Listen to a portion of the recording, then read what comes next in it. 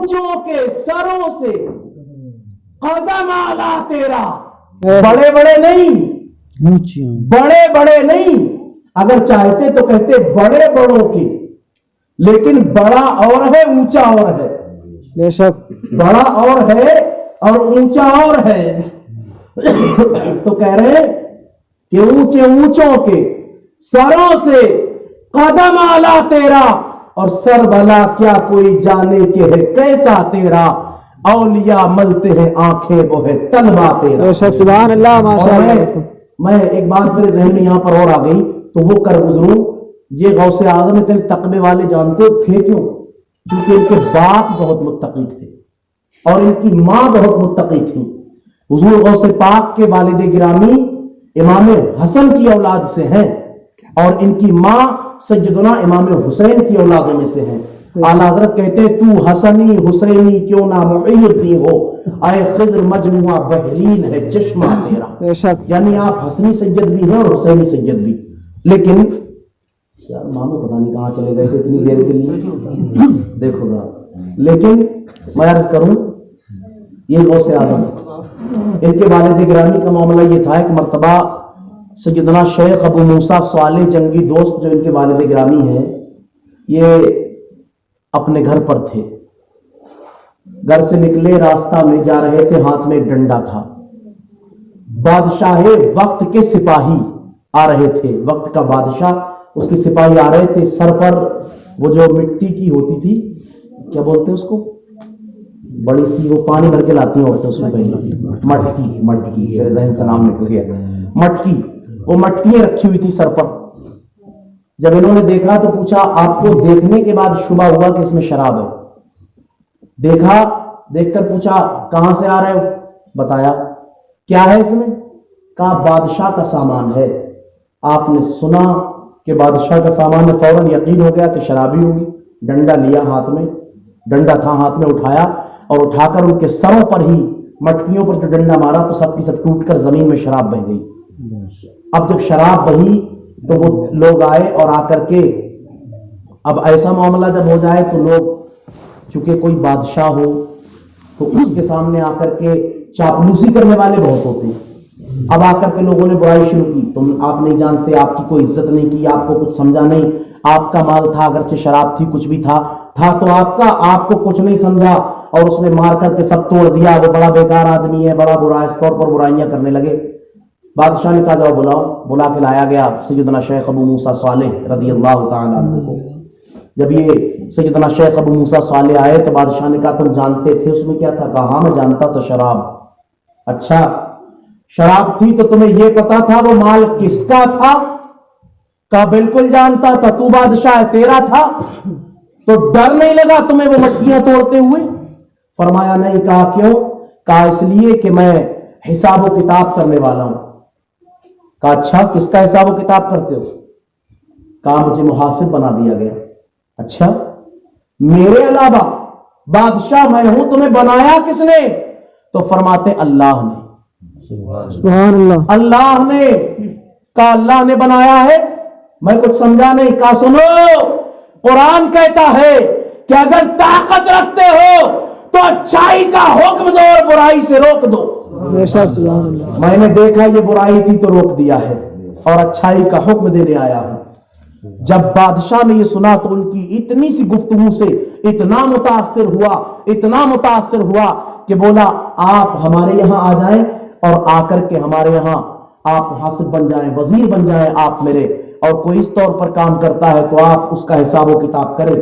تو آپ فرماتے ہیں بادشاہوں کی ضرورت انہیں پڑتی ہے جو دنیا دار ہوتے ہیں, بے شک مجھے کوئی ضرورت تیری نہیں, میں دنیا دار نہیں. اور سن لے تو فقط یہاں کا بادشاہ, ارے مجھے تو اس نے یہ ذمہ داری دی ہے جو زمین کا بھی بادشاہ ہے, آسمان کا بھی بادشاہ ہے. بے شک سبحان اللہ. تو یہ بتا دے اس کی چھوڑ کر کے تیری کیسے قبول کروں, تیری کیسے قبول کروں. تو یہ اتنے تقوی والے تھے, ان کے ہی گھر سے غوث اعظم پیدا ہوئے. مرتبہ یہ کہ قدم جس کی گردن پر قدم رکھ دے وہی ولی بنے گا, اور قدم ہٹا لیا تو ولی نہیں بن سکتا. قدم ہٹا لیا تو ولی نہیں بن سکتا. غوث اعظم کا قدم ہوگا تو سند ولایت ملے گی, اور قدم ہٹ گیا تو ولایت کی سند نہیں. یہی غوث اعظم ہے. مرتبہ بہت بلند ہے. ایک کرامت بس, مرتبہ بہت بلند ہے. ایک عورت آئی, اللہ تعالیٰ چونکہ ان سے پیار بہت کرتا ہے, ایک عورت آئی آنکھوں میں آنسو اور روتی ہوئی عرض کرتی ہے, بغداد کے تاجدار آپ مجھے دیکھیں, گھر میں کوئی اولاد ہی نہیں ہے.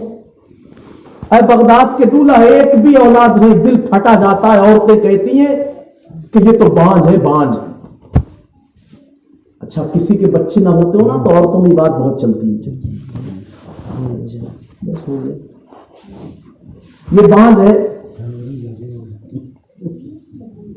یہ باتیں عورتوں میں بہت چلتی ہیں اور بڑا بڑا برا کہا جاتا ہے. بلکہ اب تو یہ حال بھی ہے. مجھے بہڑی علاقے میں بتایا تھا, 2 سگے بھائی تھے, چھوٹے والے کی کوئی اولاد نہیں تھی تو بڑے بھائی کی بیوی اس کو تانے دیتی تھی کہ شادی بھی کیسے سے کی ہے, بانجھ سے کر کے لایا ہے.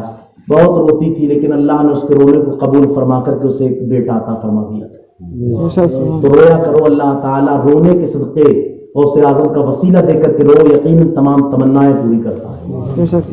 عورت آئی اور آ کر کے کہتی ہے, اے بغداد کے تاجدار, کوئی اولاد نہیں, کوئی نہیں ہے.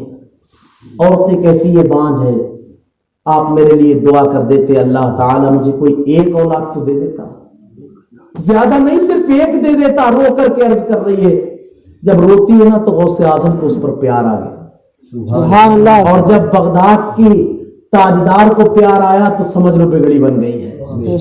غوث اعظم کو پیار آیا, اپنے مصلے کو بچھایا اور بیٹھے اپنے ہاتھوں کو اٹھایا اور اٹھا کر کہا, مولا یہ جو آئی ہے نا خاتون, اے پروردگار یہ خاتون جو آئی ہے نا, کوئی اولاد نہیں اس کی, تو اس کی جھولی کو بھر دے, اس کی گود کو ہری کر دے, اس کی گود میں کوئی اولاد دے دے. یہ دعا کر رہے تھے حضور غوث پاک کے حضرت خضر علیہ السلام آ گئے اور حضرت خضر نے آ کر کے فرمایا, اے بغداد کے دولہا سنیے, اس عورت کی قسمت میں اولاد ہے ہی نہیں, اگر ہوتی تو مل جاتی, اولاد اس کی قسمت میں نہیں ہے. جب یہ بات حضرت خضر کہتے ہیں تو غوث اعظم اپنے ہاتھوں کو اور دراز کرتے ہیں اور ہاتھوں کو اٹھا کر کہتے ہیں, پروردگار اگر اس کی قسمت میں اولاد ہوتی تو عبد القادر کی چوکھٹ پر آنے کی ضرورت کیا تھی. مولا اگر قسمت میں ہوتا تو عبد القادر کے پاس آئے بغیر تو اسے اولاد دے دیتا. اے پروردگار یہ تیرے عبد القادر کے پاس آئی ہے, اس کی تقدیر میں اولاد نہیں. مولا اگر تو چاہے تو عبد القادر کی چوکھٹ کو رسوا کر دے اور چاہے تو عبد القادر کی چوکھٹ کی لاج رکھ لے. اے پروردگار تیرے عبد القادر کی چوکھٹ سے آج تک کوئی خالی نہیں گیا. تجھے مولا اختیار ہے, چاہے تو عبد القادر کو رسوا کر اور چاہے تو عبد القادر کی چوکھٹ کی لاج رکھ لے.